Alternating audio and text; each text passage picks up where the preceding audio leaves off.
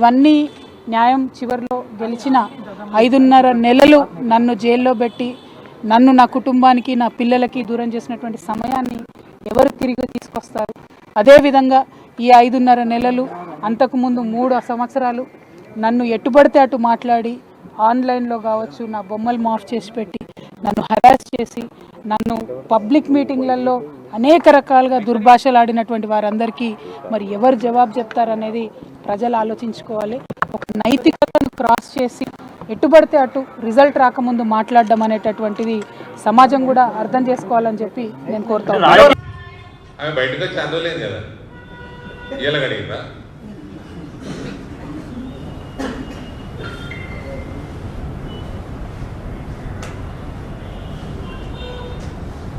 బయటకు వచ్చిన లోపల ఉన్న తెలంగాణ రాజకీయ వ్యవస్థకి ఒక ఓటు ఇటు నుంచి అటు అటు నుంచి అటు ఏమయ్యేది లేదని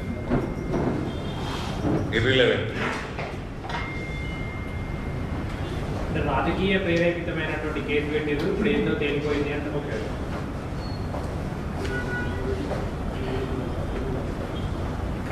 అది మొత్తం లీగల్ ప్రాసెస్ మొత్తం కంప్లీట్ అయినాక చూద్దాం. చిన్న కోర్టులో చిన్న కింది లెవెల్ కోర్టులో జరిగింది, ఎవిడెన్స్ లేదన్నది అంతే. ఎవిడెన్స్లు సరిగ్గా లేవని చెప్పి అది సిబిఐ నిధుల నుంచి చూపించుకోవాలి.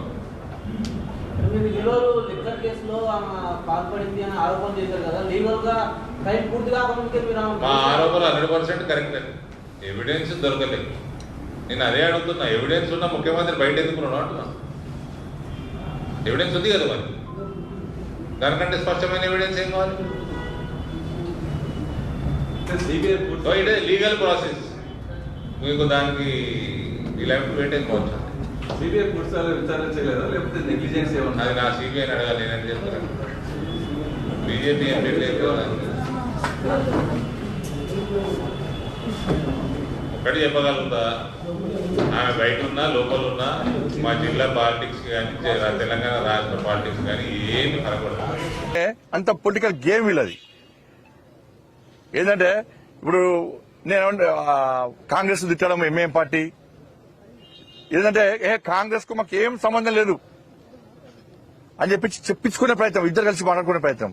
ఇప్పుడు నేనేమంటున్నా అంటే నిన్నగాక మొన్నటిదాకా ఎంఐఎం పార్టీ కాంగ్రెస్ కలిసి మున్సిపల్ కార్పొరేషన్ లో ఉన్నారు. ఈ 5 రోజులు ఏం జరిగిందే మీకు? 5 వారం రోజులు. ఈ వారం రోజుల మీ ఇద్దరి మధ్య ఎందుకు వచ్చింది సమస్య? ఎక్కడ వచ్చింది? పైసల కాడ వచ్చిందా? దేని కాడ వచ్చింది? కార్పొరేషన్ ఎన్నికలేమో కాంగ్రెస్ పార్టీ సపోర్ట్ చేస్తారు. ఎన్నికలు కాగానే ఇప్పుడు భాగ్యనగర్లో మొత్తం జిహెచ్ఎంసీ కార్పొరేషన్ ఎన్నికల్లో బీజేపీకి అనుకూలమైన వాతావరణం ఉందని చెప్పి ఇది లోపల ఇద్దరు మాట్లాడుకొని ఇంకా ఏం చెబుతారు, ఇంకా గట్టి చెబుతారు. ఇంకా రేపటి నుంచి మీ మాయమాటలు, మీ డ్రామాలు ఎవ్వరు నమ్మరు. ముస్లిం అంటేనే కాంగ్రెస్, కాంగ్రెస్ అంటేనే ముస్లిం అని చెప్పి ఎంఐఎం పార్టీ కంటే ఒక అడుగు ముందుకేసి కాంగ్రెస్ పార్టీ ముందుకు వచ్చింది. మరి మీ ఇద్దరి మధ్యలో ఎక్కడ చేరింది ఈ వారం రోజుల చెప్పాలి.